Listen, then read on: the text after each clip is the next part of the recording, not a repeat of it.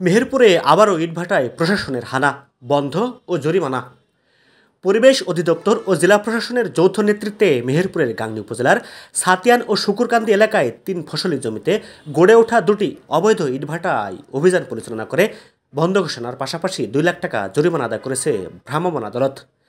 আজ বৃহস্পতিবার ২০ ফেব্রুয়ারি দুপুরে এ অভিযান পরিচালনা করে প্রশাসন। এ সময় সাতিয়ান গ্রামের বিসিবিএল ইটভাটার মালিক তরিকুল ইসলামকে ১ লাখ টাকা ও শুকুরকান্দি এলাকার জোয়াদ্দার ভাটার মালিক মনিরুজ্জামানকে ১ লাখ টাকা জরিমানা করা হয়।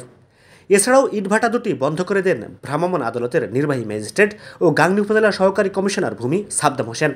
ভ্রাম্যমাণ আদালত সূত্রে জানা যায়, ইটভাটা প্রস্তুত ও ভাটা স্থাপন নিয়ন্ত্রণ আইন ২০১৩ এর ৬ ধারা লঙ্ঘন করার অভিযোগে দুটি ইটভাটাতে অভিযান চালিয়ে বন্ধ ঘোষণা করা হয় এবং ২ লাখ টাকা জরিমানা আদায় করা হয়।